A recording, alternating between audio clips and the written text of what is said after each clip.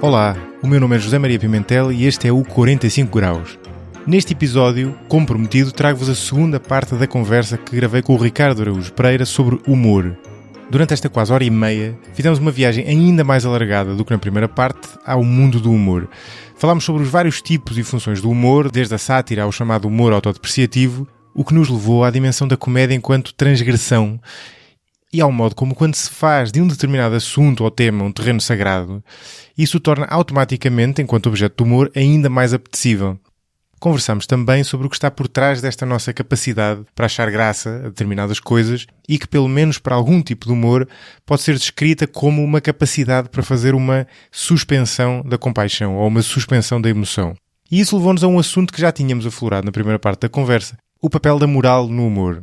Isto é, se a ética do humorista e do espectador tem ou não influência no humor que o comediante decide fazer e naquilo que nós, deste lado, achamos graça. Por exemplo, será que é verdade, como os comediantes insistem, que dizem qualquer coisa desde que isso provoque o riso na audiência? Isto é, que vão até onde for preciso para provocar o riso na audiência? E do nosso lado, enquanto espectadores, há temas ou abordagens restritos? Ou tudo é ingrediente passível para o humor? Esta questão toca em temas que nos podem tornar difíceis fazer a tal suspensão da emoção, como piadas racistas ou xenófobas ou ainda o humor desviante. É uma discussão muito interessante e ao editar a conversa fica com a sensação de que a poderíamos ter aprofundado mais. No fundo eu partilho a perspectiva do Ricardo, mas acho que há algumas cambiantes que é interessante discutir. E pronto, foi uma excelente dupla dose de conversa. A vantagem de ter sido uma conversa longa é que pudemos cobrir muitos assuntos, mas ainda assim mais havia a discutir, como por exemplo os desafios da escrita humorística ou do guionismo, ou ainda, por exemplo, a comparação do humor com outras formas de criação humana e de arte. Enfim, talvez numa próxima conversa. Uma última nota, antes de passarmos à conversa, para partilhar convosco uma novidade. Encontram a partir de hoje, em qualquer aplicação, uma versão alternativa deste podcast. Chama-se 45 Graus Express. É, como o nome indica, uma espécie de versão curta do 45 Graus, em que vou publicar semanalmente excertos destas conversas, com duração reduzida, em que se vai poder ouvir uma passagem especialmente interessante da conversa que foi originalmente gravada para o 45 Graus com aquele convidado ou convidada. A ideia de lançar este podcast paralelo, digamos assim, é chegar àquelas pessoas que não têm tempo, ou por aí simplesmente não têm interesse, em ouvir conversas longas como estas, mas que não deixam de se interessar por estes temas e pela abordagem que se faz neste podcast. Portanto, se conhecerem pessoas destas, a quem já quiseram recomendar o podcast, ou até se calhar já recomendaram, não deixem de partilhar com elas e de divulgar este 45 Graus Express. E se me quiserem ajudar a escolher os certos a selecionar para este podcast, enviem-me um e-mail para 45graus@gmx.com, indicando a passagem de que gostaram mais ou passagens em determinada conversa e, idealmente, indicando em que minuto da conversa começa e acaba esse momento. Muito obrigado. E agora fiquem com Ricardo Araújo Pereira.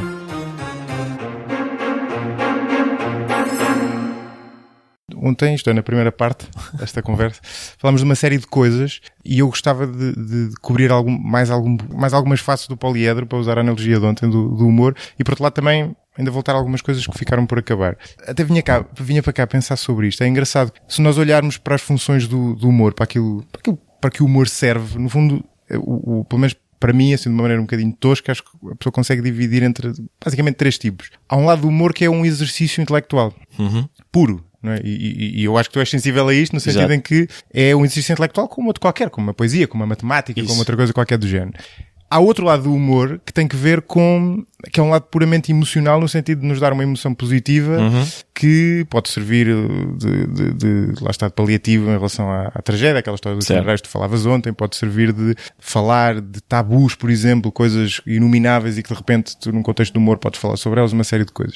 E depois há ainda um lado, que é se calhar o mais importante de todos, sendo que estes 3 obviamente não deixam de estar interligados, que é um lado social, no sentido de facilitar a cooperação em sociedade, facilitar o criar união entre as pessoas, também obviamente o lado de tu usares o humor enquanto poder sobre outras pessoas, obviamente, ou seja, tudo, no fundo tudo, o humor está presente em quase todas as interações sociais que nós podemos ter.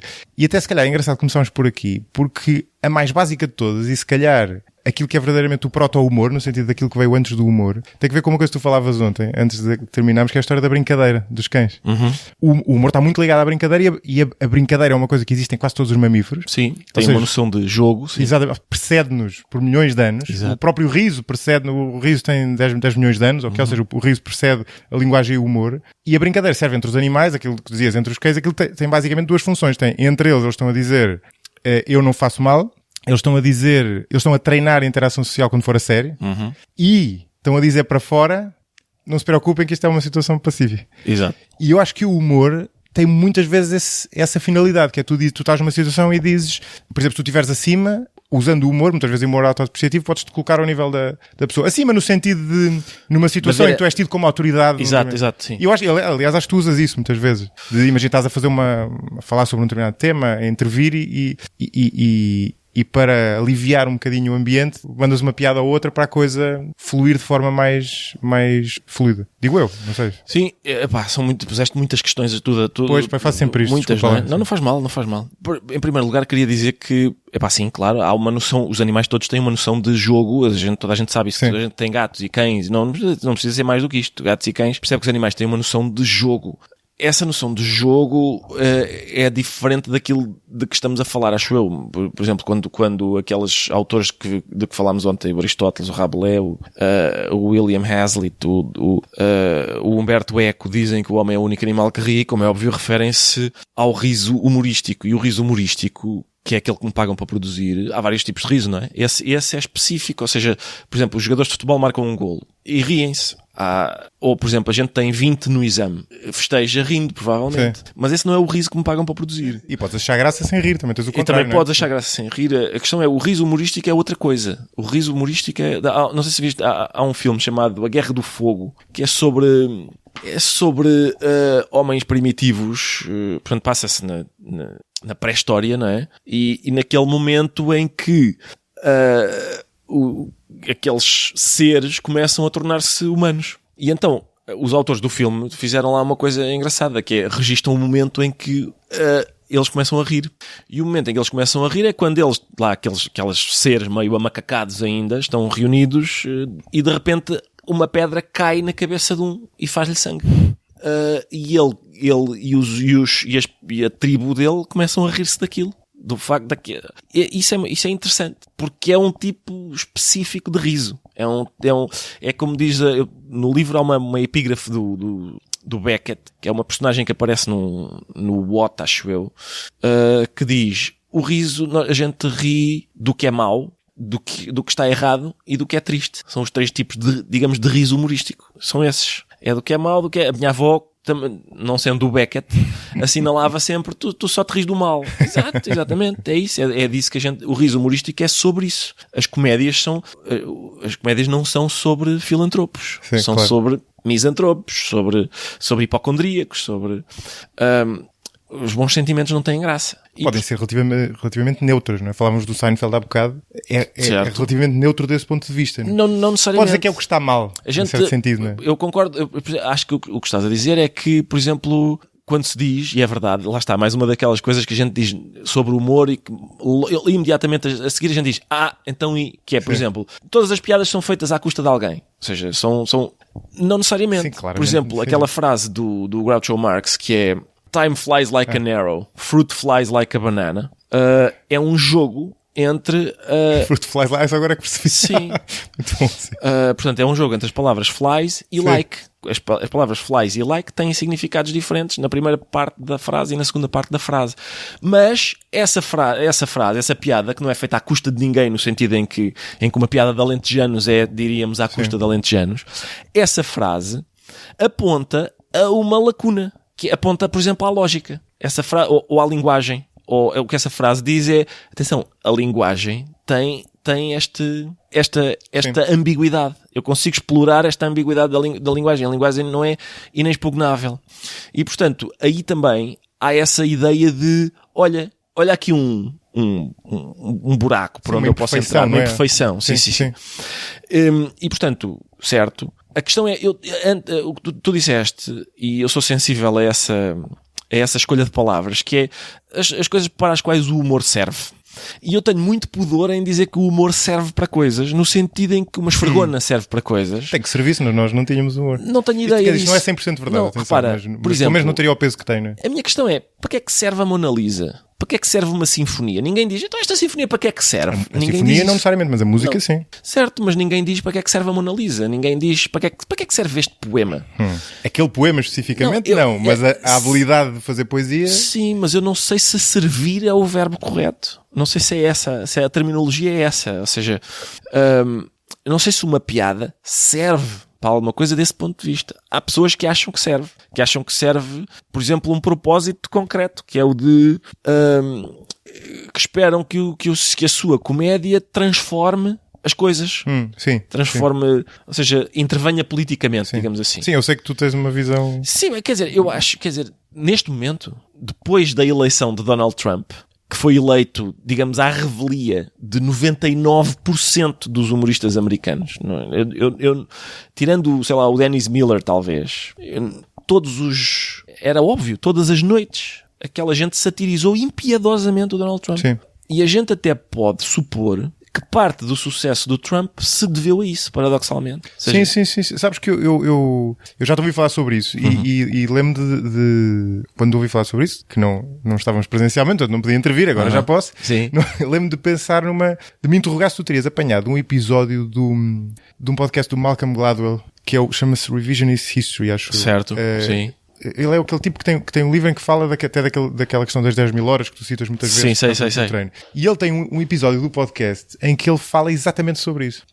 Não sei, para ser honesto, se é pré ou pós-Trump. Certo. Mas ele fala do papel da sátira. Exato. E ele usa o exemplo da Thatcher, por exemplo, no Reino Unido, e de como... paradoxalmente, lá está, muitos comediantes, eu já não sei qual é o exemplo do comediante que ele usa lá, mas era um tipo que fazia uma personagem que imitava um daqueles novos ricos, no sentido de daquelas pessoas que tinham tido uma ascensão relativamente rápida durante o tempo em que a Thatcher esteve no poder. E ele falava com esse tipo e já não sei exatamente quem é, que explicava, mas no fundo a conclusão era que ao gozar com a Thatcher e ao gozar com aquelas pessoas que eram no fundo o paradigma daquele tempo, que seria, não é muito diferente do fenómeno que nós tivemos durante o cavaquismo, de repente muitas pessoas a ascenderem. Ele dizia, aquilo de certa forma estava a humanizar a Thatcher, em vez de a ridicularizar, estava a humanizá-la e estava a aproximá-la. Sim. E nos Estados Unidos deram esse exemplo com o Trump e com o Trump e quem o imitou, que foi aquele ator conhecido, o Alec Baldwin, e com a Sarah Palin, que foi imitada pela Tina Fey, exatamente. E eles diziam que aquilo de certa forma está a humanizar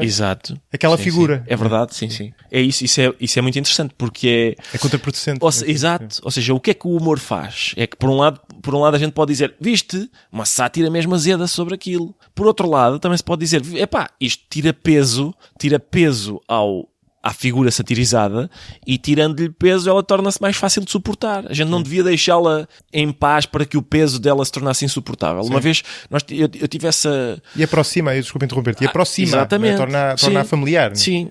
Uma vez uma moça negra, eu tinha ido falar a uma universidade, e eu já contei essa história várias vezes porque é de facto impressionante, e ela tinha razão. Ela tinha razão neste sentido, que ela dizia, quando vocês puseram o cartaz no Marquês de Pombal a satirizar o cartaz dos nazis, a vossa intenção era satirizar o cartaz ou era chamar a atenção sobre ele?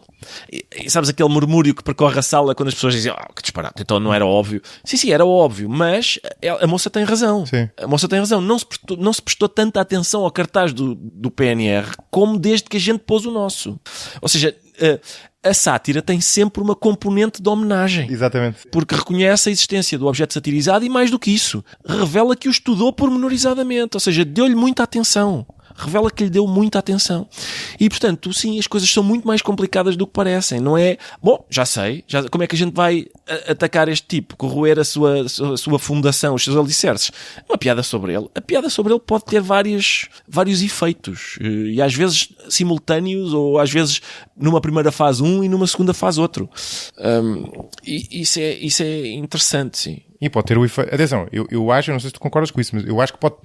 Eu não estou com isto a querer dizer que não pode ter o efeito no que não pode ter esse efeito que se tende a ver na sátira de deitar abaixo aquela pessoa. Eu julgo que pode ter. Sim, pode. Acho que muitas vezes na prática não tem, até porque há aquela questão de tu estás a pregar aos evangelizados, não é? Exatamente, não é? É isso. A maior parte dos estudos que eu conheço sobre, por exemplo, o programa do Jon Stewart, vão concluindo que aquela ideia de que o Jon Stewart é muito influente, que até gente de direita tinha. O Bill O'Reilly disse na segunda eleição do Bush, antes da segunda eleição do Bush, o Bill O'Reilly disse: isto é triste, o mais triste disto é que tu vais ter uma influência clara nestas eleições. E depois não tinha razão, porque o Bush foi reeleito com mais 10 milhões de votos do que tinha sido eleito. E portanto a grande influência que o Jon Stewart se dizia que tinha consubstanciou-se nisso, ou seja, no facto de ele ser não só reeleito, como com mais 10 milhões de votos do que da primeira vez. E a questão é essa: a maior parte dos estudos indicam que o Jon Stewart está a pregar a convertidos. Não está não há tipos que liguem para o Jon Stewart e digam: de facto, eu estava enganado. Eu achava o Trump ótimo até ontem, Exato, o Trump era ótimo, pensava que sim, e afinal não. Sim, eu duvido que tenha esse efeito também por essa razão. Além de que, por exemplo, eu tenho aí ainda no outro dia estava aí, não sei onde está agora, um livro chamado Fools Are Everywhere, está aqui aliás, Fools Are Everywhere, de uma senhora chamada Beatrice Otto, sobre a figura do bobo ao longo da história. Uma das histórias que ela conta eu acho que é a Rainha Vitória, que invetivava o seu bobo para ser mais duro com ela, mais azedo, faz piadas mais azedas. Porquê? Porque quanto mais o bobo fosse ofensivo, maior era o poder dela, mais se tornava óbvio que o poder dela era tão grande que ela até permite que este tipo seja agressivo a este ponto com ela. Exatamente. Não, mas esse ponto é muito engraçado, porque essa é ainda outra característica do humor, que acho que falámos um bocadinho ontem, que é... Ontem nós falámos da questão do humor poder ser uma forma de agressão, ou microagressão, para usar aquela expressão da sociologia. Mas dependendo de quem o faz, e por exemplo, nós falámos do humor, daquilo que seria a agressão em causa própria, que era o humor autodepreciativo. O humor autodepreciativo pode ser, pelo menos parece-me que pode ser numa pessoa, por exemplo, um miúdo na escola, naquela fase da puberdade, que é uma fase difícil e que não se afirma de outra forma, usar o humor autodepreciativo pode ser uma maneira de fazer os outros gostarem dele. Sim, claramente. E também uma forma de defesa. De defesa, exatamente. Uma forma de proteção, que é, por muito que tu faças, não consegues fazer pior do que eu. Sim. Imagina que vais num beco escuro para transpor a questão para a violência física. Vais num beco escuro e vêm uns tipos que tu pensas, vai haver zaragata. Imagina que tu começas a agredir-te a ti próprio, como naquele filme, acho que há um filme do Jim Carrey em que ele dá uma carga de pancada em si próprio. Pois é, já estou. Isso faz com que os outros digam: o que é que se passa aqui? O que é que se passa? As pessoas deixam de ter vontade de te agredir porque primeiro pensam: este tipo, há aqui alguma coisa relativamente perigosa neste tipo. Isto é bizarro, é desarmante. Aquilo é desarmante. Ou seja, se tu és capaz... Sim, desarmante é a palavra certa, exatamente. Sim. Se tu és capaz de fazer uma piada sobre ti próprio, o que é que deixas para os outros? Como é que os outros vão... mas eu acho que tu não sei o quê. Sim. E além disso, mais ainda. Ou seja... E faz-los rir também. Exato. Estás a fazê-los rir. São as duas coisas, sim, acho eu. Né? As duas. Por um lado estás a provocar uma emoção positiva na outra pessoa, que faz com que ela goste mais de ti. Sim. E por outro lado estás-te a defender... Exato. Eu percebo que seja contraintuitivo, mas lá que é eficaz é... Mas o engraçado disso é que depois do outro lado, que é... viste o engraçado? A expressão? Sim.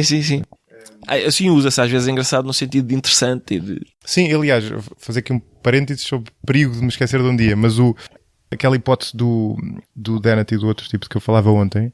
Do seu discípulo, não é? Do seu discípulo. Na verdade é o primeiro autor do livro. É o Matthew Hurley, é o nome dele. Devia tê-lo nomeado em primeiro lugar, que ele é o primeiro autor do livro. Aquilo surgiu-lhe porque ele se apercebeu que em várias línguas, inclusivamente no português, a palavra engraçado, tem graça, que giro... e palavras mais ou menos análogas, surgiam muitas vezes em situações aparentemente não humorísticas. Situações esquisitas e puzzling, mas não humoristas. Ou seja, certo. Tu chegas a casa, vês uma coisa fora do sítio, que engraçado. Não me lembro disto aqui. Já estava aqui ontem. Não é? E foi daí que eles partiram para a função mais cognitiva do humor, percebendo, porque a língua muitas vezes é uma maneira de estudar isso, não é? Porque a língua é um processo orgânico que é um reflexo de várias coisas. Várias coisas da nossa cognição conjunta enquanto sociedade. E foi exatamente por isso. E eu, por exemplo, noto muitas vezes no podcast que eu uso a expressão engraçado, é giro, às vezes até em coisas que à partida não teriam... A falar de situações, sei lá, eu posso estar a falar de racismo e dizer, pois é engraçado. Depois, coisas que não têm graça nenhuma. Depois é uma pausa e dizer engraçado, que é como que curioso, né? É como quem diz. Curioso.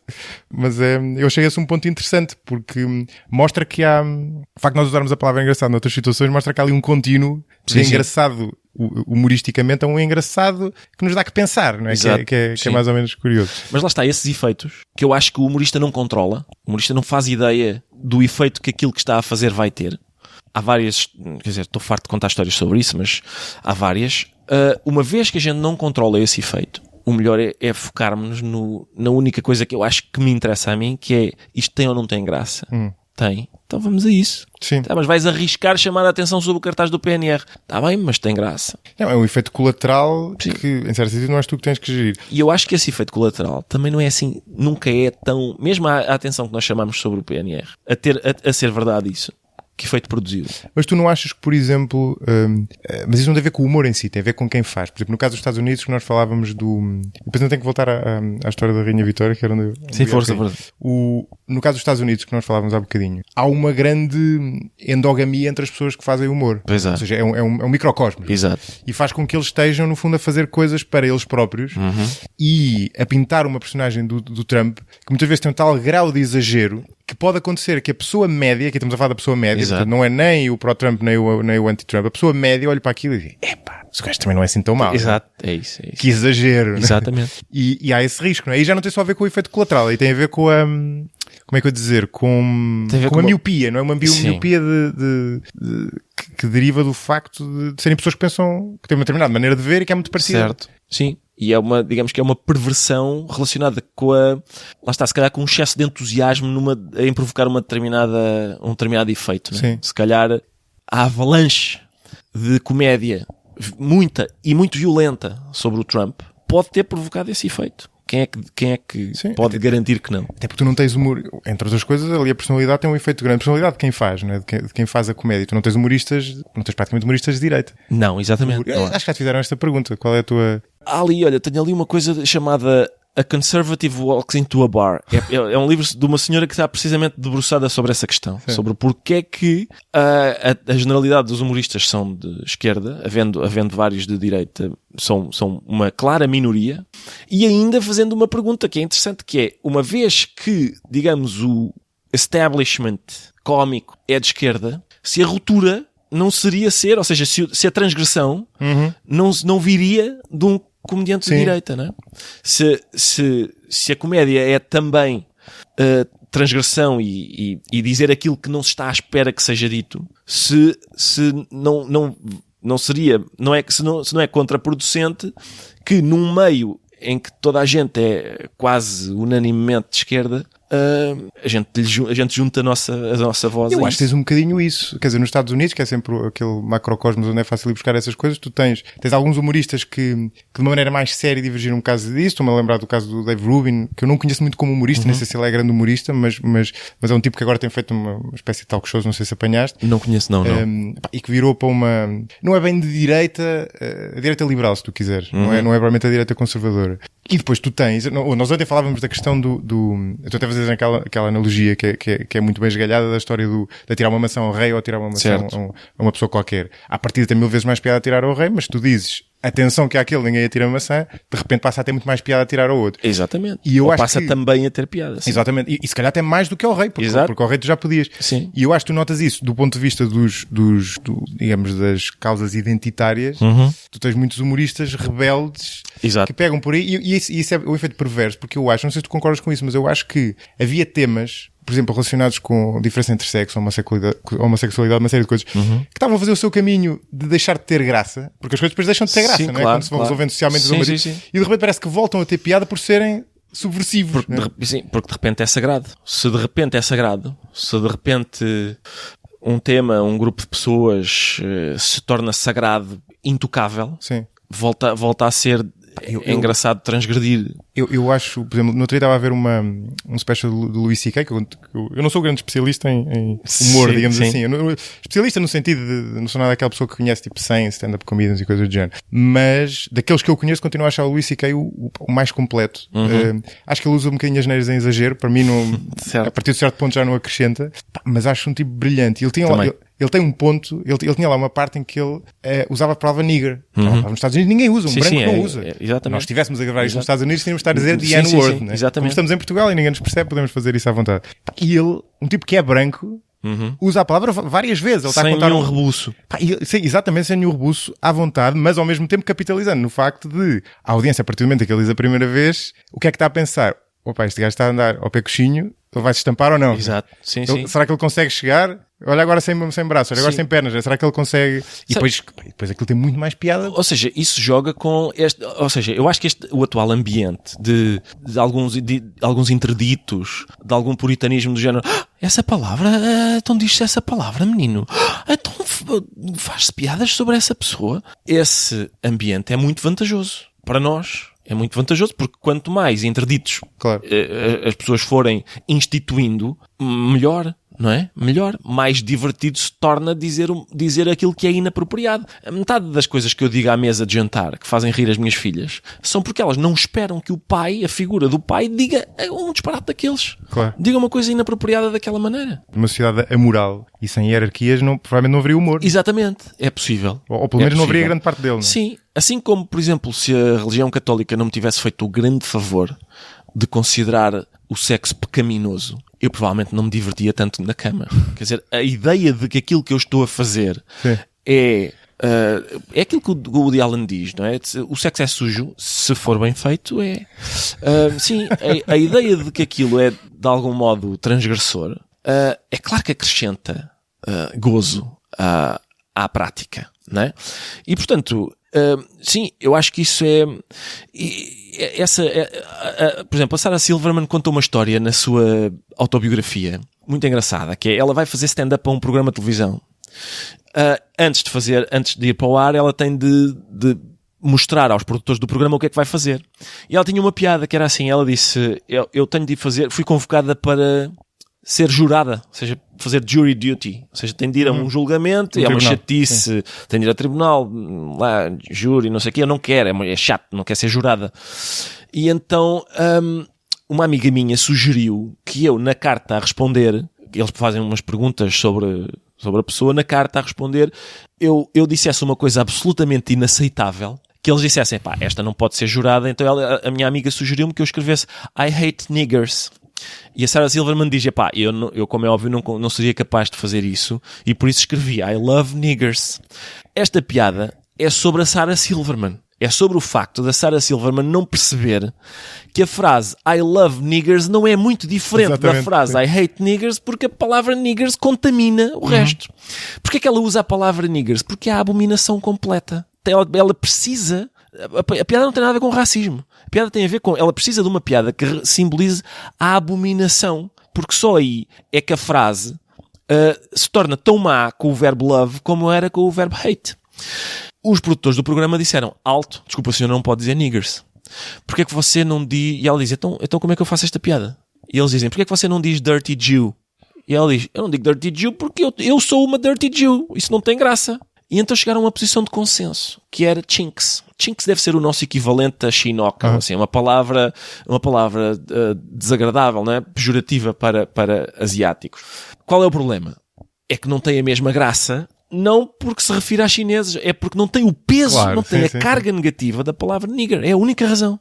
Resultado, ela disse a piada com a palavra chinks, a piada tem menos graça com a palavra chinks do que teria com uma palavra mais grave, e ainda assim... foi alvo da fúria das associações asiáticas de defesa dos direitos dos asiáticos, etc, etc.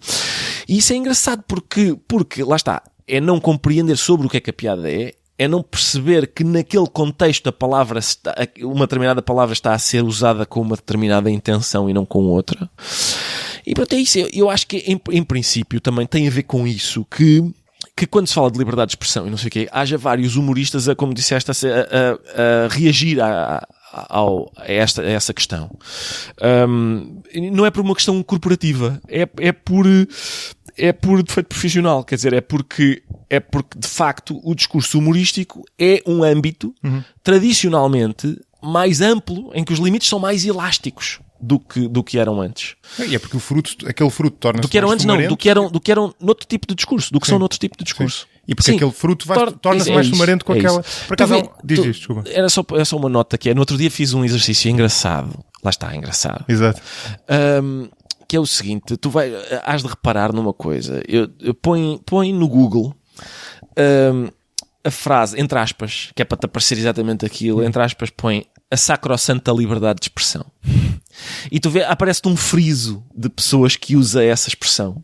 E depois, para confirmares que o exercício é válido, põe o sacrossanto antirracismo e a sacrossanta identidade de género. E vais ver o tipo de pessoas que dizem isso. Torna muito claro que sempre que alguém usa ironicamente a expressão o sacrossanto de qualquer coisa, a pessoa que escreve isso não tem nenhum apreço pelo qualquer coisa.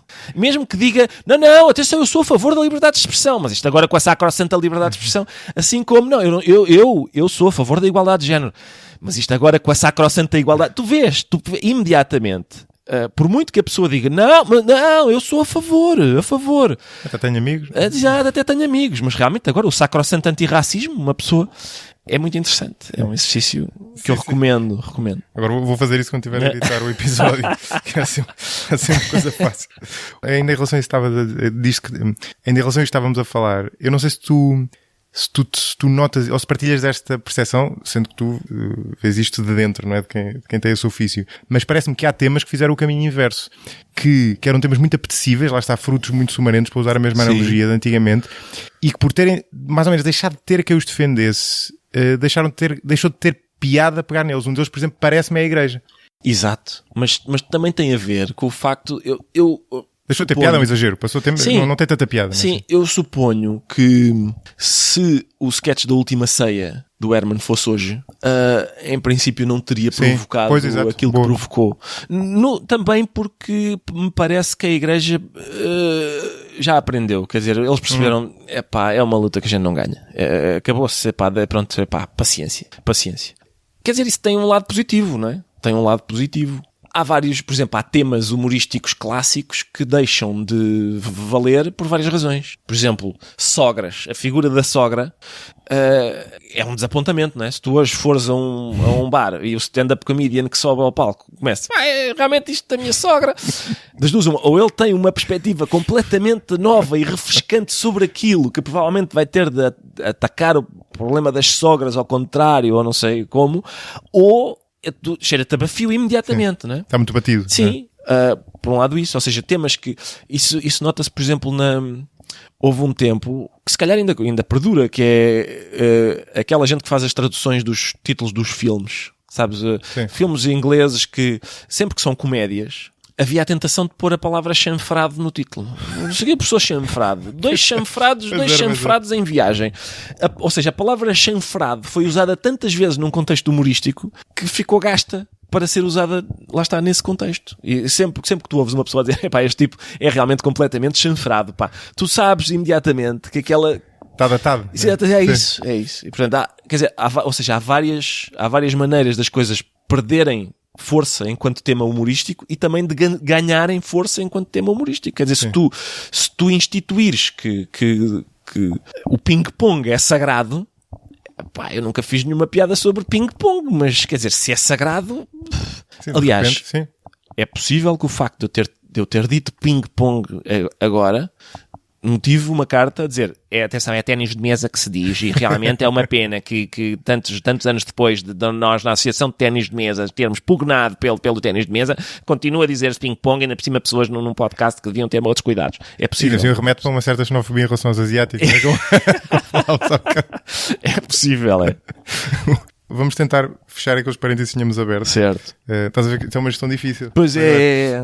Sabes que a curioso da conversa sobre o humor é que tu fazendo uma reflexão sobre o humor, começas a passar por vários outros temas. Pela história, pelo modo como há um livro que eu nem sequer acho muito bom, aquele livro do Jorge Minuá que se chama História do Riso e do Escárnio.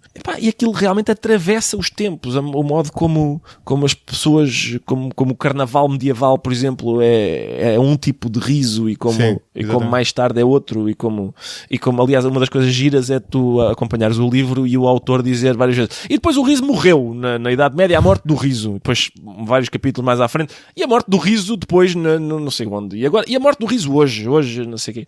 O riso morre várias vezes. Ele tinha uma visão cíclica. Sim, vai morrendo. Eu não sei se ele se apercebe que mata o riso várias vezes ao longo da história, mas sim, o riso morre várias vezes ao longo do livro. Já sei. Falávamos há bocadinho da história dos humoristas de serem tipicamente de esquerda. Certo. Tu tens alguma explicação em relação a isso? É possível que uma das explicações, mas isso quer dizer, isso não explica tudo, no sentido em que nem sempre o poder é exercido pela direita, não é? O que eu vou dizer é que em princípio a comédia é contra poder.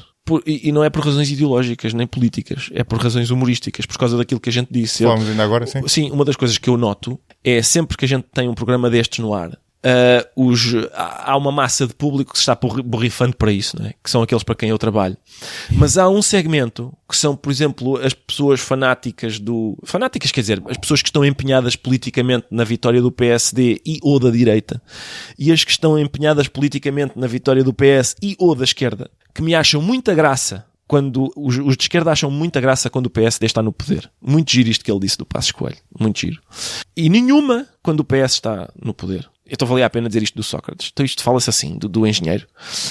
E isso eu noto que é uma espécie de eleitorado flutuante, não é? Sim. Que é, não estão interessados em comédia, estão interessados em política. Sim, o que eles querem é que eu diga aquilo que eles acham que eles acham que vai ter o efeito que eles desejam. Ou seja, se eu criticar o Passos Coelho, olha, ótimo. Ou então, pá, que malandro. E depois troca. Quando o governo muda, troca. Como maioritariamente eu falo do poder, não é?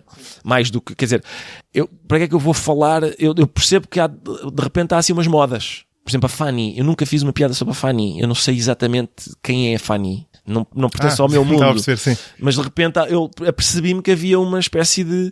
Ei, a Fanny, a piada sobre a Fanny. Por exemplo, eu sei que o Nuno Melo é um alvo frequente num determinado, em determinados humoristas. Pá, eu não tenho interesse no Nuno Melo. Quer dizer, o António Costa, que é primeiro-ministro de Portugal, sim, tenho interesse nesse alvo. Para eu falar do Nuno Melo, que nem sequer é a principal figura de um partido que não chega a ter 10% dos votos, primeiro que eu chego ao Nuno Melo vai levar muito tempo. O Nuno Melo tem a ver... O António Costa é um tipo que é, sendo primeiro-ministro, é relativamente relaxado e relativamente informal para primeiro-ministro, o que significa que não possui algo, ou possui a menos para o cargo, do que a menos face à pessoa típica daquele cargo, algumas características. Eu acho que o humor tem a ver, pelo menos, com duas coisas. Tem a ver com a autoridade, com mexeres com a autoridade, ou seja, aquilo que tu não podes tocar porque é a autoridade com está acima de ti, com certeza. E mexeres naquilo que é puro, não é? Falamos há bocadinho. Exato. Portanto, não falas de sexo porque sexo é impuro, não é? Não falas de uma série de outras coisas. Acho que o Nuno Melo tem aquele ar, como é que se diz? Tem várias características com potencial humorístico, não há dúvida. E nós falamos do Nuno Melo agora nas europeias, em que ele finalmente é protagonista de alguma coisa, falamos do Nuno Melo. A questão o Nuno Melo não é está muito para baixo na minha lista de alvos preferenciais. Assim como, porque às vezes as pessoas, era aqui que eu queria chegar. Há muitas vezes as pessoas, lá está, desse quadrante de pessoas que estão mais interessadas em política do que em sátira e que pertencem ao espectro da direita, uma das acusações frequentes é, pois, sobre o Cavaco, imensas piadas. Sobre o Francisco Louçã é que já não há muitas, não é? É. Por razões que não são ideológicas, são humorísticas. Que é, o que é que tem mais graça? Falar de um tipo que durante 10 anos foi primeiro-ministro e durante outros 10 foi presidente da República, ou de um tipo que foi coordenador de um partido que não tem 10% dos votos. É óbvio que o alvo preferencial vai ser o Cavaco. Eu também fiz piadas sobre o Louçã, mas muito menos do que fiz sobre o Cavaco. Eu não sei se ele por ter 10% tem menos piada. Isso é uma variável, claramente, mas não acho que seja claro a única. Que é uma variável. Porque quanto mais poder, mais piada. Tipo, o PNR tem 0.2 ou lá o que é, ou 4%. Sim, mas lá está. Lunáticos têm graça, sim. Mas eu também não estou debruçado sobre o PNR. Eu até te devo confessar que às vezes ponho-me a pensar, a gente devia ter feito aquilo sobre o PNR.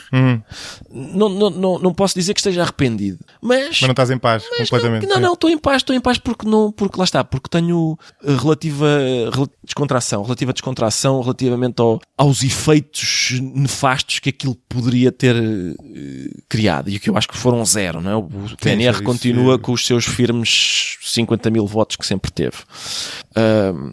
Não teve mais nem menos por nós termos falado neles. Mas a questão é essa, sim, avança. Mas podia ter, sim.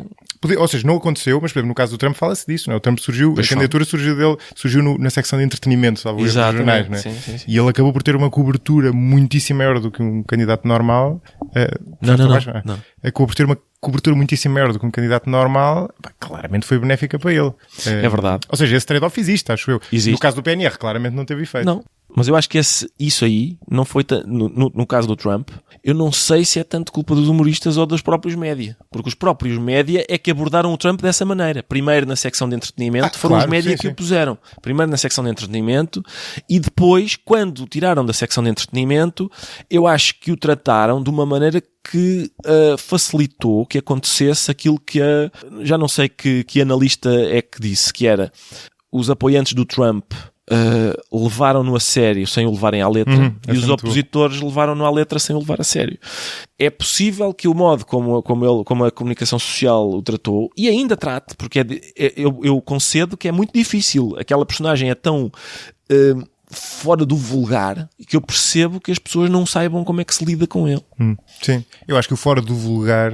Sim, quer dizer, eu partilho a tua visão que a função do humorista não deve ser pensar essas segundas variáveis. Acho isso. Ou seja, deve estar preocupado com o seu trabalho, que é isto tem graça ou não. Exatamente, deve estar preocupado. O que não quer dizer que isso não seja um problema interessante de discutir, mas não acho que seja uma responsabilidade do humorista. Bravo, é isso mesmo. No caso do Nuno Melo, acho que tem também um bocadinho a ver com isso. Eu há bocado falava da questão da autoridade e da pureza, e há uma terceira variável, parece-me, que eu não disse há bocadinho, que é a questão do grupo, que podes dizer também como ser diferente ou ser parecido connosco. Não é? O Nuno Melo corresponde a um tipo de personagem que tem ali um lado meio elitista, um lado parece de outro tempo, não é? Vão todos para os comícios de calças bege e blazer, não é? Sim, portanto, e nós assinalámos isso. E esse lado é engraçado. Claro. Esse é um lado engraçado. O que eu acho é que portanto, a combinação... Sem aqui a pessoalizar muito. Sim, não, é isso. Mas o que eu acho é que a combinação desses fatores todos, ou seja, a proeminência, juntamente com a bizarria, juntamente com o... não é o suficiente para a gente fazer mais do que aquilo que fez. Que foi quando ele foi protagonista de umas eleições, quando ele era o candidato principal do seu partido, a gente falou dele. Em geral, não falamos muito dele, porque ele de facto não... Eu imagino que, tendo em conta que quem faz comédia tende a estar mais à esquerda, há um lado de... Tu também gostas de gozar com pessoas de quem não gostas, não é? Isso é normal, não é? Portanto, isso terá o seu peso e no Trump também... Por acaso é engraçado, porque às vezes há pessoas que dizem assim: não, eu só faço piadas com as pessoas de quem gosto. Epá, não me lixem, não é verdade. Não é verdade, portanto... Como assim? Não faz sentido, não é verdade. Não, só se brinca com pessoas de quem a gente gosta. Não é verdade. Não é verdade. Por exemplo, o grande ditador do Chaplin, o Adenoid, portanto, o ditador chamado Adenoid Hinkel, ou como é que é, ele não gostava do Hitler de certeza absoluta. O Mel Brooks também, os producers, ele também não aprecia. Embora tenha aquela questão de ser uma homenagem de certa forma, não é? Mas não é por tu gostares. Aliás, é por ser fascinante de alguma forma, não é? Há um facto interessante, parece que é um facto. Há um estudioso da matéria que teve acesso a uns registros que havia naquela casa, aquele palácio onde o Hitler habitava. Na floresta. Que tinha uma sala de cinema para meia dúzia de pessoas. E os registros indicam que o Hitler viu em 2 dias seguidos, viu 2 vezes, o grande ditador do Chaplin. Viu 2 vezes. Isso tem muita piada. Sim, o exercício é pensar o porquê. Porque é que ele viu 2 vezes, porque é que ele quis ver aquilo, o que é que ele quis ver na segunda vez. Aliás, essa dúvida inquietava o próprio Chaplin. Dizem que o Chaplin dizia, adorava saber o que é que ele achou. Imagino, sim. Adorava saber o que é que ele achou. Eu no lugar dele também. Isso tem muita piada. É engraçado. Então, lá está, aquilo por um lado era uma homenagem, não é? Aquilo devia-lhe afagar o ego de uma forma perversa, mas por outro lado... Aliás, é curioso que o filme, eu não sei se houve uma ocorrência divertida que foi, tenho a impressão que o filme estava a ser exibido em França, provavelmente já na altura da ocupação nazi, mas ainda, enfim, pelo visto ainda havia algumas, o filme está a ser exibido num cinema, e há alguns oficiais nazis que se levantam e puxam da pistola e disparam para o ecrã. Eu gosto muito dessa imagem, de disparar tiros para uma imagem, ou seja, para uma coisa que não é, em princípio não é ferida por balas. Antropoformizar, não é? Sim, ou seja, são pessoas que acham que o símbolo é a realidade e, portanto, vale a pena disparar sobre ele. E mostra a força do símbolo, entre outras coisas. Sim, mostra, mas também mostra a estupidez do tipo que dispara. E essa ideia de disparar sobre... no teclado? Sim, eu sei. Não é muito diferente. Mas lá está. Mas essa ideia de disparar balas verdadeiras sobre um símbolo, a patetice que isso constitui, interessa-me. Acho graça a isso. É muito bom. É como a questão da bandeira, não é? Do pisar a bandeira, não pisar a bandeira. É isso. Olá! Gostam do podcast? Se quiserem contribuir para a continuidade deste projeto e juntarem-se assim à comunidade de mecenas do 45 graus, podem apoiá-lo através do Patreon desde 2€ por mês. Visitem o site em www.patreon.com, escreve-se patreon/45 graus e vejam os benefícios associados a cada modalidade de contribuição. Desde já, obrigado pelo apoio, mas para já voltamos à conversa. Esta questão de que estávamos a falar dos humoristas serem ou não mais de esquerda ou de direita, eu acho que tem que ver com, pelo menos essa é a explicação que eu dou. Desculpa, só para terminar. Sim. Eu acho que talvez seja disso, ou seja, pelo menos a impressão que a gente tem é disso, da comédia ser antipoder. Sim, está relacionado com isso, está claramente relacionado com isso, tens toda a razão. Eu acho que que é um degrau, indo um degrau abaixo disso, tem que ver com a...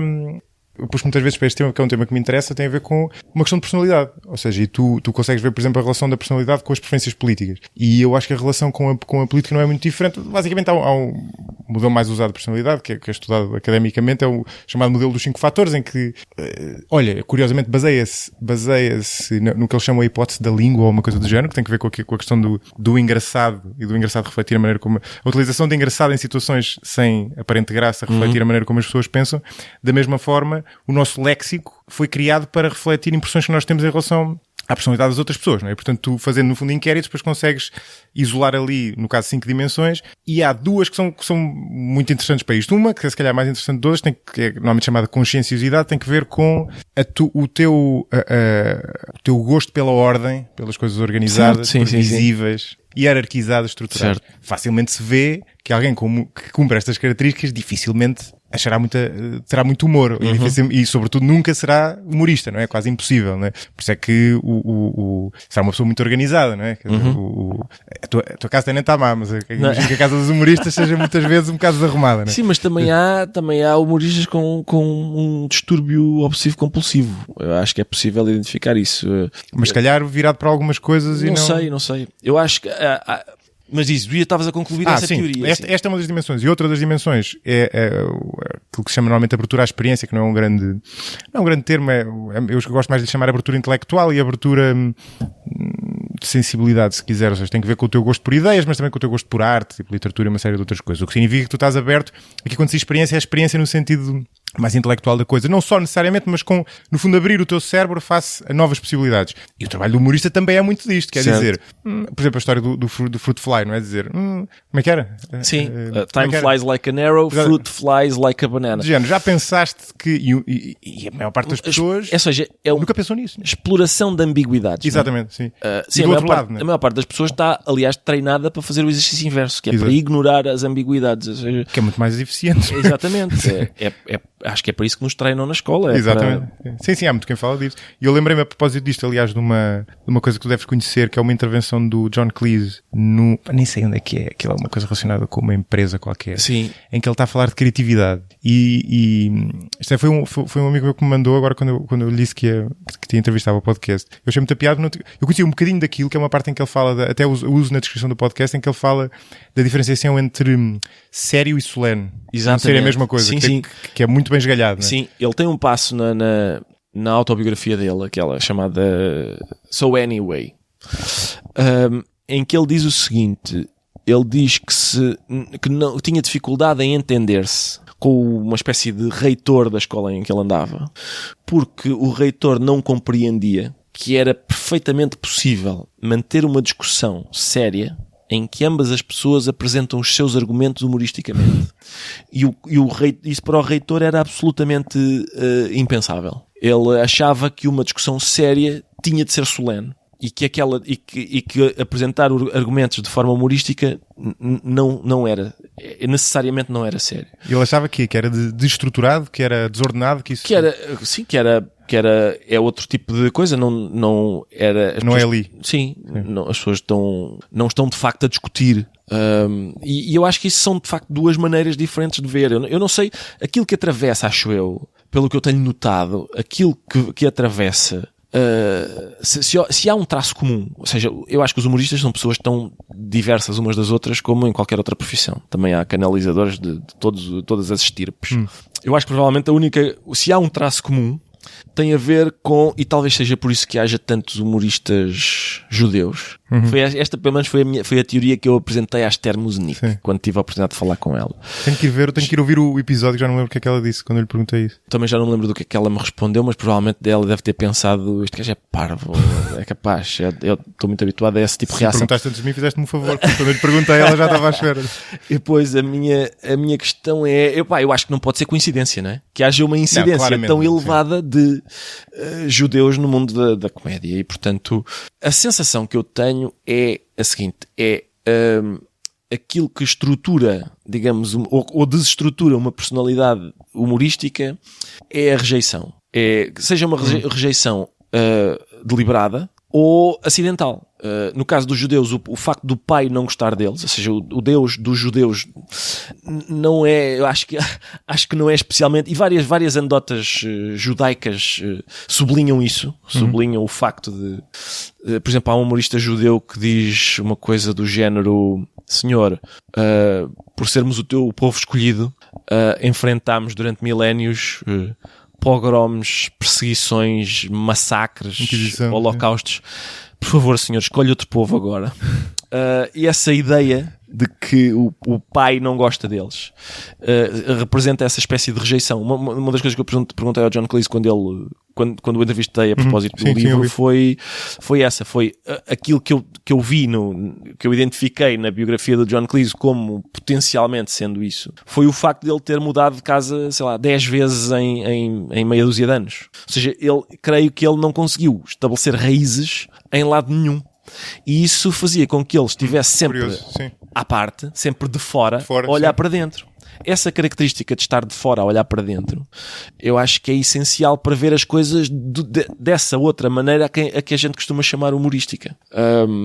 E é mais fácil, é mais fácil isso, é mais fácil fazeres isso quando estás, lá está, quando estás de fora. É mais fácil olhar para as coisas de uma outra maneira, de uma maneira que não é vulgar, quando tu não pertences ao sítio, quando tu, por uma razão qualquer, não pertences. Sim, tens que olhar de fora, ter a perspectiva do... Nós até falávamos disso também, não é? Da pessoa estar a ver-se de fora, no fundo. Exatamente. E é a ver-se a ele próprio e à sociedade de fora. E ele nessa nessa intervenção, fala de uma coisa engraçada, que está relacionado com isso, com a questão do... Ele faz uma distinção, que eu já apanhei noutros sítios, com outros nomes, entre o que ele chama modo fechado e modo aberto. Exato. Né? E que é um bocadinho relacionado com isso. Ou seja, o reitor dessa universidade estava no modo fechado. Sempre. E ele, o que ele diz é, para ser criativo... Esse modo é inimigo da criatividade. Exatamente, e no fundo a criatividade é uma das características do humor, ou o humor é uma das componentes da criatividade, se quisermos, ou pelo menos tem uma interseção grande. E ele diz que a criatividade ocorre quando estás no modo aberto, que é ver coisas de fora, relacionar conceitos aparentemente antagónicos. Exatamente. E ele fala, por exemplo, uma coisa muito gira que ele diz e que me ressoou muito por estar relacionado com o que nós já falámos em relação ao humor, ele disse exatamente isto. Ele disse, para mim, a principal razão evolutiva para o humor é o facto de ser a maneira mais rápida de nos transportar do modo fechado para o modo aberto. O que é possível, não iria sim. tão longe, mas é bem esgalhado. Né? Porque a diferença, uma das principais diferenças entre o modo fechado e o modo aberto é que o modo fechado é tenso e o modo aberto é distendido. No modo aberto as pessoas estão disponíveis para outras coisas. Portanto, no modo aberto... que é o modo em que as ideias ocorrem, ninguém sabe como é que elas ocorrem, mas é claro que se tu estiveres, enquanto raramente te ocorrem ideias, quando tu estás, ora bem, a seguir a isto tenho de ir comprar batata, já não há, tenho de ir comprar, nesse modo, que é o modo fechado, não há espaço para as coisas entrarem. Se tu, nesse modo distendido, e portanto talvez seja verdade que uma piada seja a maneira mais fácil de passar de um estado de tensão para um estado distendido. Embora também seja possível argumentar o contrário, que é possível que uma piada pode estragar o ambiente gerando tensão e não sim. Como toda a gente gerando já deve uma ter tensão experienciado. Que não havia, exatamente. Sim, isso é se ofender, não é? Se for mal recebida, não é? Se for mal recebida, não é? No fundo, não é? Eu queria fechar o outro parênteses, tinha ficado aberto. Foi para aí a meia hora da questão da Rainha Vitória, que tinha a ver com a questão que nos leva de volta à questão do humor autodepreciativo. E o ponto que eu ia fazer, que eu acho um outro lado interessante do humor autodepreciativo, que é quase o reverso da medalha, que é muito curioso, que é o humor autodepreciativo feito por ela, naquele momento, era aquilo exatamente a que estavas a aludir, que é dizer, eu estou tão à vontade que me posso dar ao luxo de brincar comigo próprio. E isso tem um peso numa situação social muito grande. Quer dizer, tu mandas uma piada sobre ti próprio, mostra que estás à vontade naquela situação. Podes dar-te ao luxo de fazer aquilo. Sim, que tens força. Sim, e o bobo, mas em relação ao bobo eu fiquei curioso, em relação a esse livro, o Bobo, porque o Bobo tem esse papel um bocado ambivalente, não é? Por um lado é meio de sátira, mas por outro lado eram os próprios monarcas que queriam que o Bobo existisse. Exatamente. O meu palpite é que a maior parte das vezes tinha essa função. Ou era exclusivo da função Rainha Vitória. legitimadora do poder, não é? Sim, pois lá está. Por isso é que humanizador, em certo sentido. Exato. Por isso é que é curioso, porque não é assim tão simples. Não é muito, sim, claro, o Bobo. Não. Quer dizer, há várias maneiras de entender o papel que o Bobo tem, e às vezes o papel é contraditório nesse sentido. No sentido em que as pessoas dizem, este tipo tem licença para dizer a verdade na cara do monarca. Isto por um lado. Ou seja, mais ninguém diz estas coisas ao monarca a não ser este tipo. Ele tem licença por várias razões, pelo seu estatuto, seja pelo que for, ele tem licença para dizer isso, para dizer coisas incómodas que outras pessoas não têm. Por outro lado, há essa ideia que é, este tipo dá jeito que este tipo faça isto porque legitima e humaniza o poder. E também tem outra função que me está a ocorrer agora, que é, ao estar circunscrito a um indivíduo, tu estás a libertar aquela pressão de que o Freud falava. Exato, sim. Estás a libertar aquela pressão de, no fundo, pensamentos recalcados. Sim, mas que apesar de tudo é circunscrita, não é? Mas está a circunscrevê-la àquela pessoa. Ou seja, vocês podem ouvir o Bobo a gozar com o rei, a dizer, no fundo, aquilo que vocês pensam, de certa forma, mas só o Bobo é que pode fazer, vocês não. Sim, é uma coisa... Uma válvula de escape... É isso. É como é como aquilo que o Bakhtin descreve sobre o Carnaval, que é um momento em que a sociedade se vira de pernas para o ar. O criado passa a ser o amo passa a ser o criado, mas durante um período de tempo bastante circunscrito no tempo. A seguir volta tudo ao normal. Aquilo até a gente pode dizer que é preciso que aquilo seja assim naquela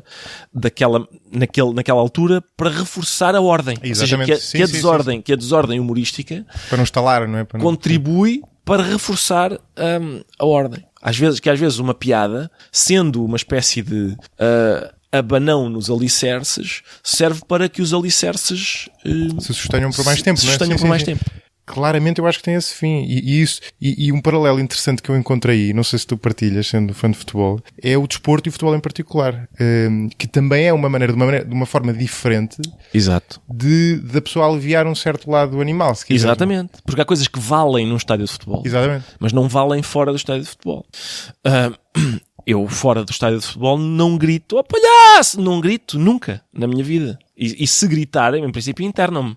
Não é? Porque o comportamento que uma pessoa tem num estádio de futebol é impensável que tenha fora do estádio. Sim, isso é verdade. Há ali um momento, e há um momento ou seja, é uma questão é capaz de ser também uma espécie de transgressão benigna, o futebol, que é, eu gosto dos vermelhos e eu quero que os vermelhos ganhem esta contenda aqui. E depois saio do estádio e em princípio ganhamos, espero eu. Sim. E pronto, eu vou satisfeito para casa. Ninguém morreu e, no entanto, eu estive embrenhado numa contenda com 11 homens de cada lado e às vezes com vocabulário bélico misturado. Bom disparo do meio da rua. O tiro à barra. Exato. Sim. A questão do futebol é que essa espécie de suspensão da civilidade... Exato. Há pessoas que a levam a um extremo exagerado, não é? Pois é. É isso. Exatamente, é isso. Ou seja, a minha dúvida do futebol é essa. Mas é isso mesmo, é uma suspensão da civilidade. Sim. Da mesma forma que na comédia é uma suspensão da compaixão. Exatamente. De certa forma. É isso. Eu não acho na comédia curioso. Bem, mas depende de cada pessoa para pessoa. Mas é giro termos dito isso, sim, a suspensão da compaixão, porque eu acho que é o Bergson, e é curioso que em princípio se diz Bergson, porque ele chama-se... A gente olha para o nome dele e pensa, este tipo chama-se Henry Bergson, só que ele é francês, por isso em princípio é Henri Bergson. É como o Colbert, como não é francês. Exatamente. Não é exatamente. Colbert, né? Quantidade de tempo que eu tive a chamar Leroy Merlin ao Leroy Merlin, mas muito tempo, até perceber que aquilo era francês. Ele diz, acho que é ele que diz, que a comédia, ou aquilo que a gente chama sentido do humor, é uma anestesia, é uma anestesia do coração. Ou seja, a emoção é inimiga da comédia, é inimiga do humor. É fácil... É compaixão, não é? Porque eu acho que o humor é uma emoção também, não é? Não tenho a certeza que... A hilariedade é uma emoção, não é? Enquanto tu estiveres investido de emoção em relação a um assunto, não sei se tu consegues ter a frieza que é necessária Ou seja, a distância implica essa anestesia do coração. Sim, claro.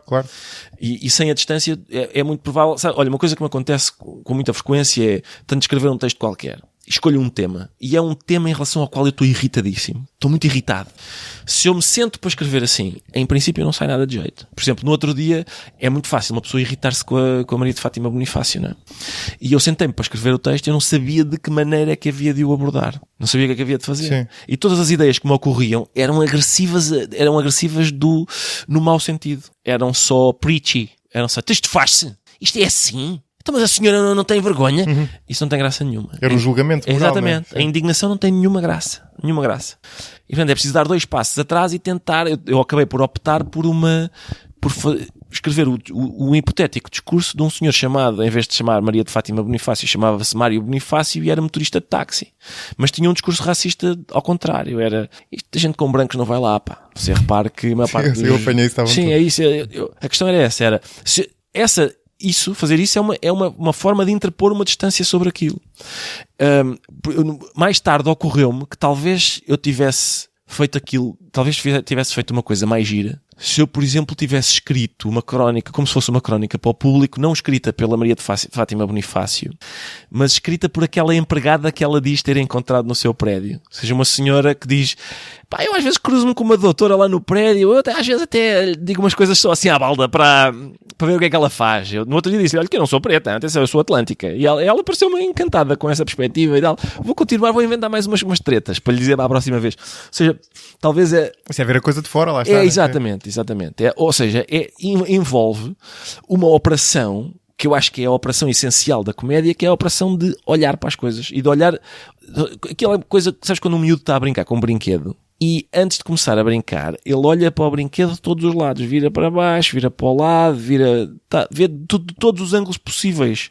Quando sabes, aquele brinquedo, os miúdos quando são mesmo muito pequenos têm uma caixa com várias formas e depois tem uns sólidos geométricos cá fora que eles que ainda, sim, e eles têm que rodar aquilo de várias maneiras para perceber onde é que isto encaixa.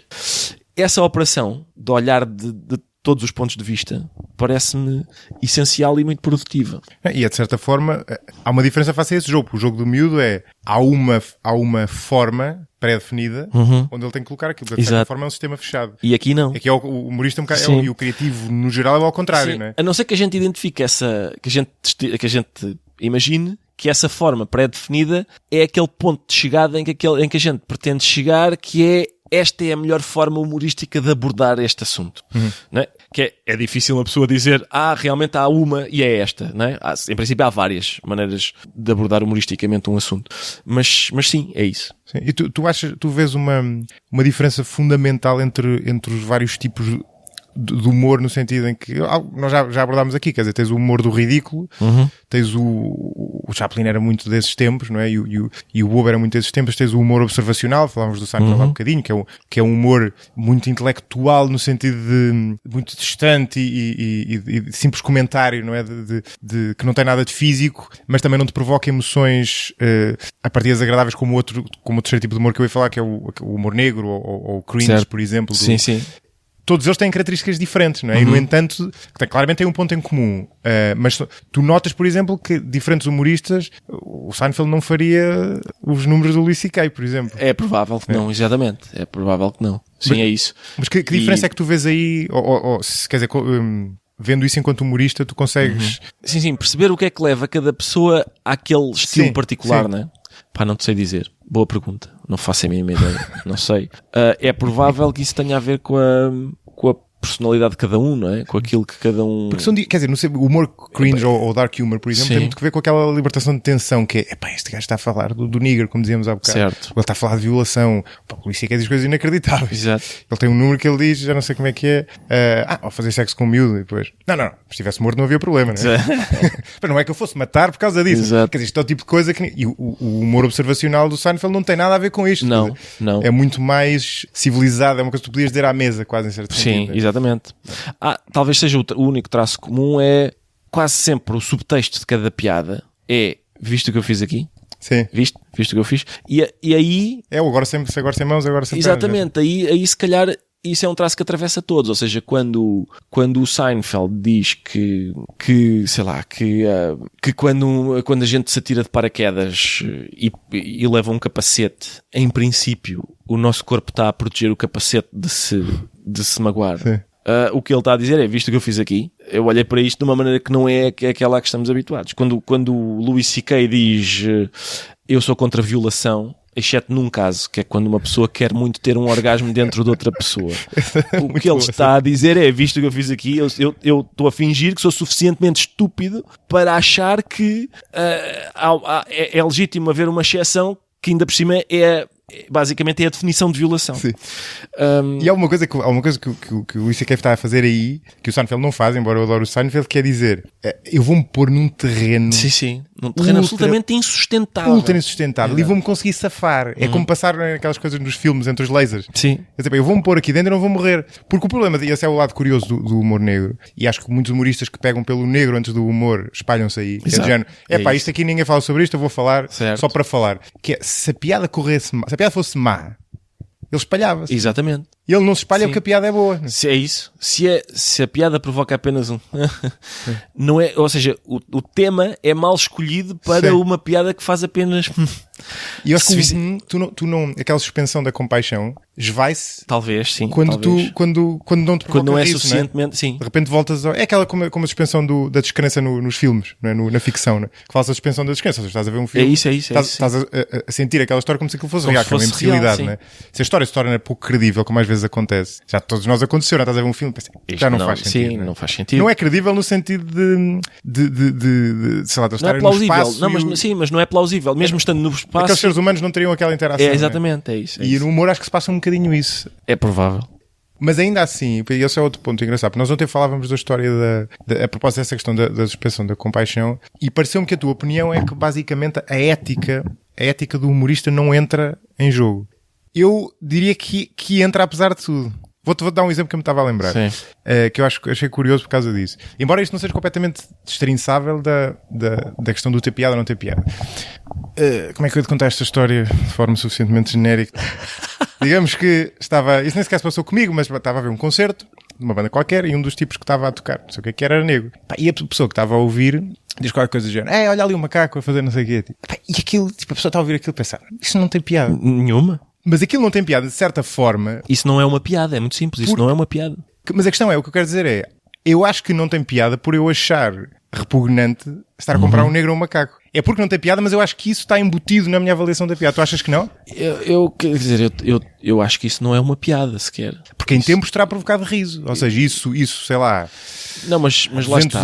Há 200 anos, ou há mais um bocadinho... Sim, há 200 anos quando a escravatura, ou há 250 quando a escravatura ainda existia, de certeza que pessoas se riam imenso com esses tipos de piadas. Mas é um riso humorístico, ou seja, eu não tenho a certeza que seja um riso humorístico. Eu não sei se isso... Era outro... Eu não sei se isso é... Se esse riso alarve... A provocar esse riso alarve, se a gente pode considerar que isso é um riso humorístico. O que eu acho, eu não me referia a isso, quer dizer, o que eu digo é que, por exemplo, a ética normalmente não está em causa, ou seja, naquela piada da Sarah Silverman. Mas essa era inócua, não é? Não, mas a questão é, ela usa a palavra nigger, estás a perceber? E portanto, há pessoas que saltam imediatamente a dizer, não é ético. Não é moral usar a palavra nigger.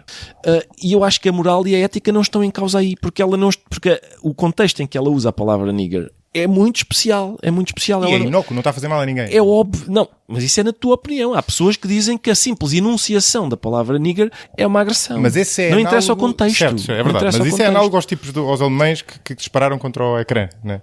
Exato, pois é, exatamente. Simbólico, não é? Pois é, mas do ponto de vista não simbólico do Vara, tu falavas ontem, do Armando Vara, não é? Do Armando Vara, o que as pessoas te dizem é, o homem está no chão. Bater em quem está no chão, exato. Inerente ao julgamento, se tu deves ou não deves bater se ele está no chão, está um argumento que tu próprio invocaste ontem, quer dizer, está no chão mais ou menos, não é? As pessoas estão muito mais no chão do que ele. Isso, eu fiz as duas objeções. Se ele estivesse realmente no chão, se calhar tu próprio achavas... Pois, mas a minha questão é essa, primeiro, te esqueces da primeira parte, o que eu disse foi, primeiro, eu não considero que ele esteja no chão, acho que é discutível que ele esteja no chão, apesar de estar preso. Segundo, comédia não é bater.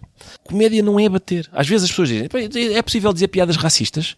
Vai lá ver. Se é uma piada... não é com o intuito de bater, sim. É racista. Se é uma piada, é racista. Racismo é uma coisa. uma piada racista, se é uma piada, é racista. A questão é, por exemplo, o Zizek, sabes, aquele filósofo esloveno, uma das coisas que ele diz, eu acho isso interessante, é quando ele reúne... Zizek é ótimo, sim. Ele reúne-se às vezes com amigos que ele tem. Amigos, quer dizer, ou melhor, não são amigos, são pessoas que acabaram de se conhecer. Ele é esloveno e aparece um sérvio e um croata. Ele diz que os primeiros momentos são a contar as piores anedotas de sérvios, croatas e eslovenos que cada um sabe. Porque essa, vamos dizer, agressão, quando é feita no âmbito do discurso humorístico, é uma agressão, digamos, coreografada. Corresponde àquele gesto que tu fazes quando estás com um amigo. Se calhar não fazes, mas é aquele que a gente às vezes vê quando está com um amigo. Sabes aquele morrinho que se dá no queixo do amigo? Aquele morrinho amigável que tu dás no queixo. Corresponde a isso. E tu só fazes isso, essa agressão... Ele é teu amigo. Exatamente. Sim. Tu mas só fazer um não amigo. Se tu vais na rua e passas por uma pessoa e isso não faz sentido tu fazeres uma... Agora... É questão da intenção. Exatamente. Sim. Mas é uma maneira de estabelecer... Ou seja, paradoxalmente, mais uma vez, é uma agressão que estabelece uma intimidade. É o contrário de afastar. Eu não estou a dizer que não haja piadas que são ditas com a intenção de excluir. Até com a intenção de, sei lá, de humilhar, de rebaixar, certo? É possível. A questão é que eu acho que é possível, que também de piadas consegues proteger-te. De socos, mais dificilmente. E de qualquer forma, essa conclusão também não acrescenta nada, no sentido em que o que conta é a intenção com que a piada é dita. Exato. Não é? E não a piada em si. Sim, claro. também acho que é. Agora, o contexto é fundamental. Sim, quem a disse, com que intenção e sendo que a intenção nem sempre dá para estabelecer a intenção de uma forma inequívoca, mas... Não dá. Mas quer dizer... Mas o que me parece, por exemplo, em relação ao racismo, tu podes fazer uma piada racista? Claro que podes fazer uma piada sexista, uma piada xenófoba, whatever, não é? Quer dizer, um brasileiro pode fazer piadas sobre os portugueses, ou um francês pode fazer piadas sobre os portugueses. Aquilo que me parece ser o critério, mas que já estou enganado, porque estou a ver a coisa de fora, é como se, de certa forma, a pessoa dissesse... Visse. Primeiro, o ser racista não é uma condição necessária, é algo que é quase um efeito colateral daquela piada. E o raciocínio é, isto tem piada suficiente para superar o racismo que lhe está embutido, ou não, porque se não tiver não vale a pena, né? Se não tiver já não tem uma piada, né? Sim, pois.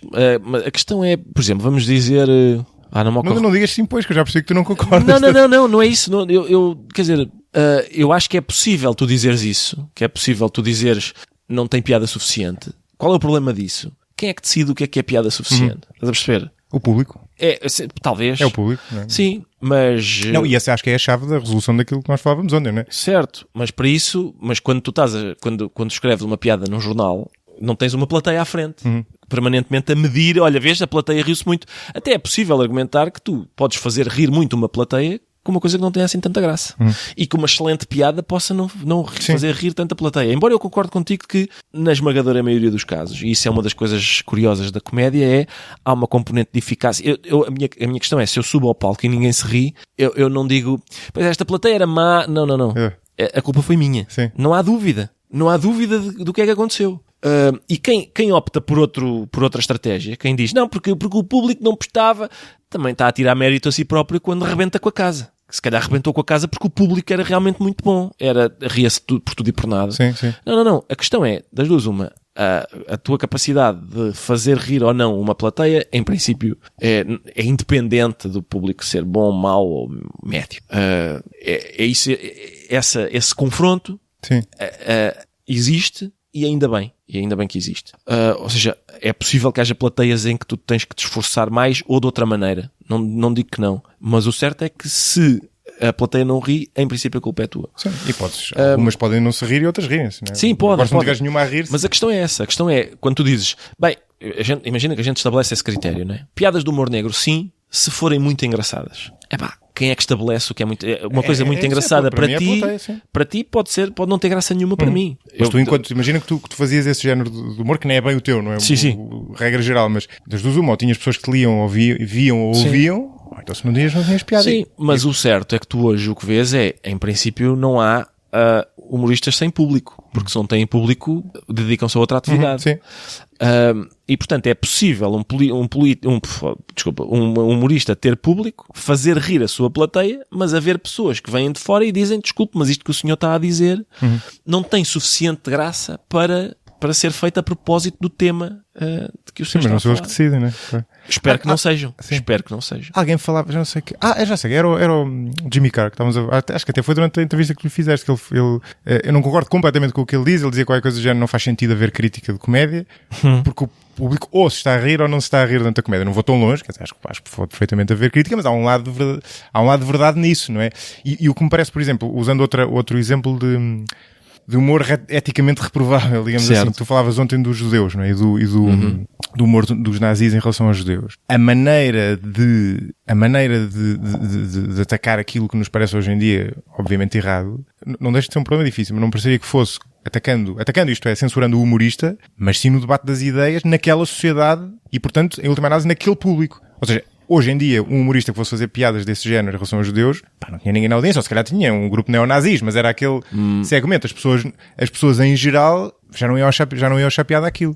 Parece-me, não sei se tu partilhas esta visão. Há aquilo o quê? Piadas racistas em relação aos judeus? Pois é, mas a minha questão é sempre o que é que por exemplo, há pessoas que dizem que aquela piada da Sarah Silverman é uma piada racista. Eu não concordo que seja uma piada racista.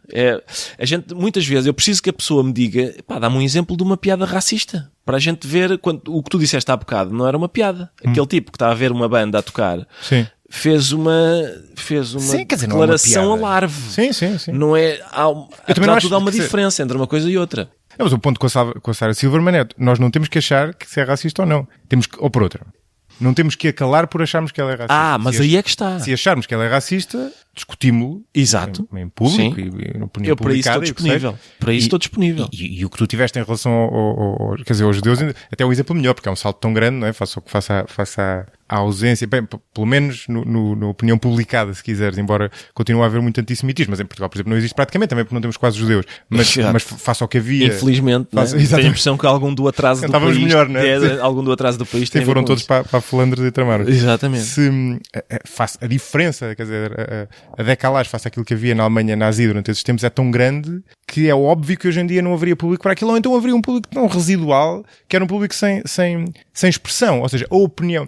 Aquelas piadas que esses humoristas estavam a mandar e que estavam nesse museu, que eu não vi, embora tenha ficado com curiosidade. Essas caricaturas. Não, sim. Mas isso era diferente, é uma coisa diferente. Eram caricaturas, sim. São caricaturas. Mas haveria piadas, são imagino caricaturas também, que quer dizer, que recorriam àquela ideia do judeu ganancioso, etc. Mas repara, dou-te um exemplo. Por exemplo, comenta o seguinte texto. Repara, um homem chega ao pé de um rabi e diz assim, olha, eu queria que o senhor fizesse o bar mitzvah do meu cão. E o rabi diz assim, desculpe, mas isso é ofensivo, eu não vou fazer bar mitzvah de cão nenhum, pá. O senhor... Bar mitzvah é tipo a iniciação à vida adulta, né? Exatamente. E o homem diz, olha, fico muito surpreendido com a sua reação, porque o colega seu que lhe fez a circuncisão, a quem eu paguei $10,000, não reagiu mal. E o rabi diz, não, calma, se o menino já é judeu, então vamos falar. E tu podes dizer, bom, lá está, é uma piada racista porque reforça o estereótipo do judeu ganancioso, ele primeiro tem princípios e depois apercebe-se que afinal o cão, que ele lhe vai pagar $10,000 e por isso já deita os princípios pela janela. Esta é uma piada que os judeus contam entre eles sobre si próprios. E depois há aquele argumento que é, bom, mas eles sobre eles podem.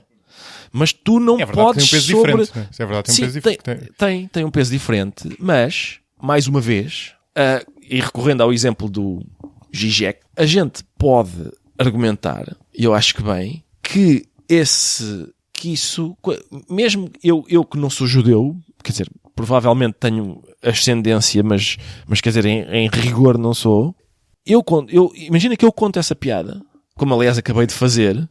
Isso significa para ti de alguma maneira que eu sou antissemita?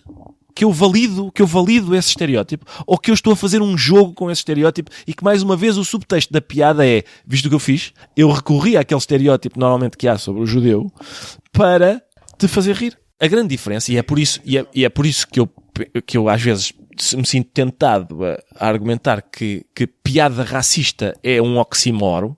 Parece que se diz oxímoro em português. Durante muito tempo disse oxímoro e parece que é oxímoro. Porquê que me sinto tentado a argumentar que piada racista é um oxímoro? Porque nós temos uma expressão em português e noutras línguas também, que é, imagina que eu digo uma coisa e tu dizes, espera aí, estás a falar a sério? E eu digo, não. Então tudo bem. Claro. Não é? A Maria de Fátima Bonifácio está a falar a sério. Esse é o problema. Sim, claro. Quando aquilo que eu te dizia ontem, que é, tu não podes apelar à morte de pessoas, incentivar a morte de pessoas na televisão. Há aquela... E eu já disse, o cigano é um povo que é todo ele para matar. As pessoas que me veem a dizer o cigano é um povo que é todo ele para matar têm uma pergunta para fazer a si próprias, que é, espera, ele está a falar a sério? E a resposta, como é óbvio, uma vez que eu tenho um bigode e estou a fazer um sketch humorístico e estou a dizer as coisas que estou a dizer, é não. Eu não estou a falar a sério. Eu estou a dizer uma coisa que é diferente daquela que parece que estou a dizer. Claro. É a questão da intenção, não é? Sim. Agora imagina-te na Alemanha dos anos 30, não é? Imagina que recuávamos aqui uns 90 anos, não é? E havia programas de televisão ou espetáculos de stand-up, por exemplo, com piadas sobre judeus da parte de alemães não judeus, digamos assim. Como é que tu reagirias? Qual seria a tua posição, não é? Sim. O que é que farias? Mas, mais uma vez, depende da intenção. Não, a Ricky claramente tem... Ou por outra. Para ti a intenção seria, e para mim também, embora provavelmente eles defendessem... Repara, sabes que há uma coisa curiosa que é... o Gil Vicente, muitas vezes a figura do judeu não é bem tratada nas peças do Gil Vicente.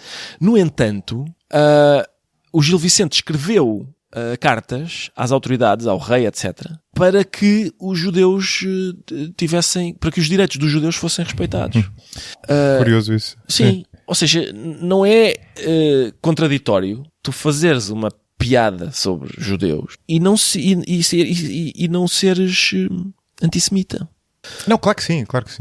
A questão é que há antissemitas, ou naquela altura, aquelas piadas eram de facto antissemitas. É provável, sim. Embora em última análise tu provavelmente não pudesses provar. Não podias abrir o crânio, e mesmo que pudesse, não provavas, não é? E atenção, lá está, essa é a questão, que é proíbes. Qual é a reação? Sim.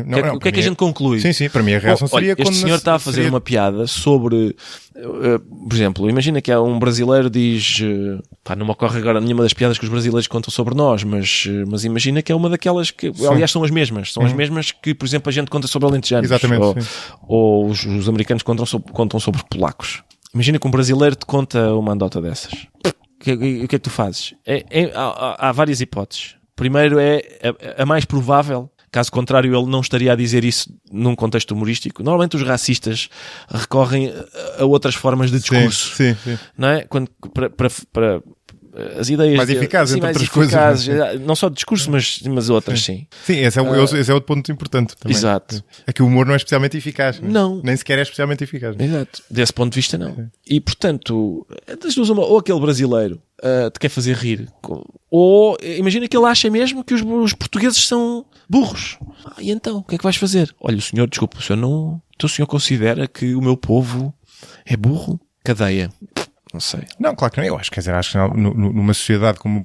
Imagina ser um português no Brasil e tendo... Imagina uma onda xenófoba em relação aos portugueses, porque isso não existe, não é? Mas certo. Imagina, nesse caso, que tu precisas é ter, lá está, liberdade de expressão. Exato. E representação para aquela minoria. Com certeza. No fundo seríamos nós. Mas sabes que a questão é essa, a liberdade de expressão, do meu ponto de vista, sempre foi fundamental para as minorias. Para as minorias fazerem valer os seus direitos. E não para as maiorias, exatamente. Exatamente. O facto de tu poderes dizer coisas que não são... que ferem os ouvidos de uma quantidade de gente é importante para as minorias. Muitas vezes, em muitos momentos da história, dizer eu quero casar com outro homem feriu os ouvidos das pessoas. Sim. Ou eu sou mulher e quero votar. Exatamente, ou eu sou mulher e quero votar.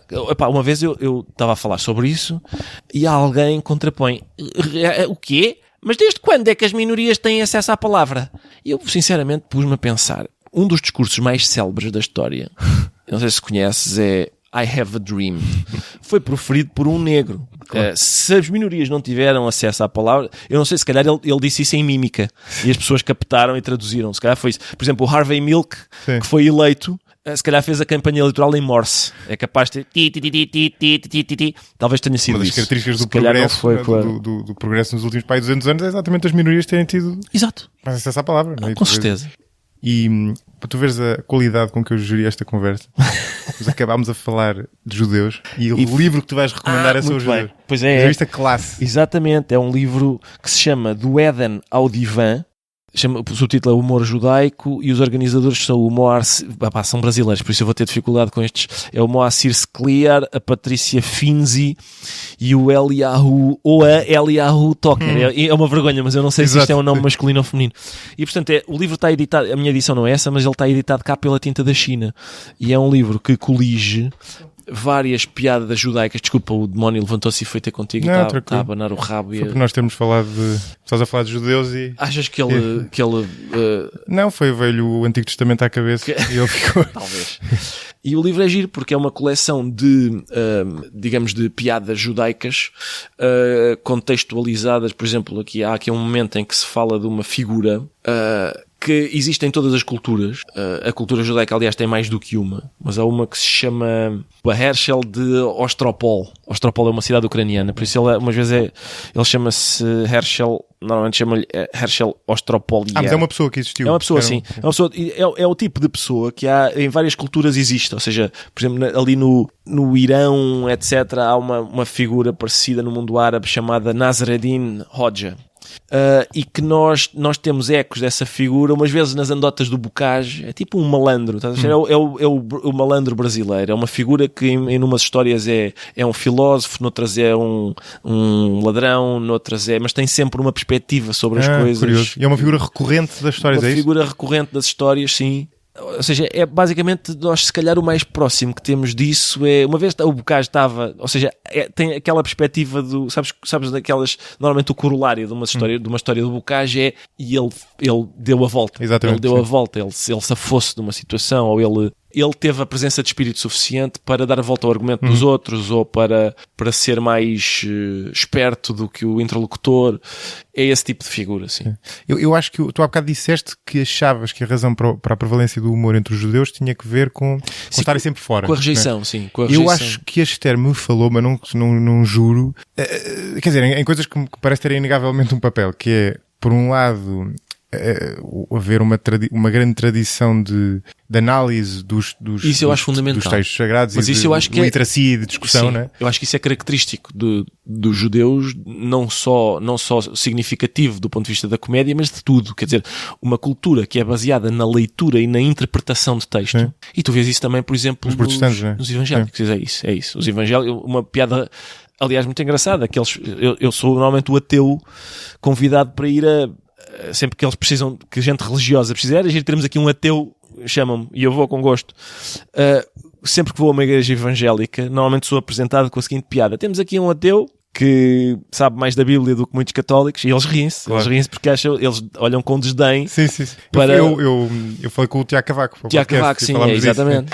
E falámos disso, exatamente essa distinção. E acho que os judeus também têm o lado de... Mas isso eu não conheço de dentro, conheço da Esther-me contar, que é um lado muito de uma abertura grande a uma discussão acesa, dentro daquele espartilho da análise da Torá e dos outros textos, que é curioso, não é? Mas ao mesmo tempo... tudo livre, não é? Mas apesar de tudo livre dentro daquele espartilho. Até havia uma anedota, já não sei se ela contou, se eu vi agora, provavelmente vou contá-la mal, mas era qualquer coisa do género, dois rabinos a discutir uma interpretação lá de uma passagem qualquer, e dizem, não sei, e de repente Deus, Yahvé, não é? Intervém e diz, não, olhem que é assim. E eles, cala-te. Quando podes dizer aquilo. Exato.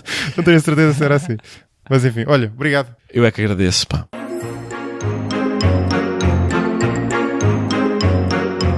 O 45 Graus é um projeto tornado possível em grande medida pela comunidade de mecenas que o apoia.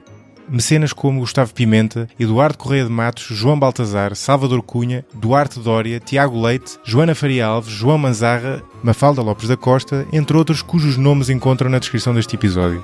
Até à próxima.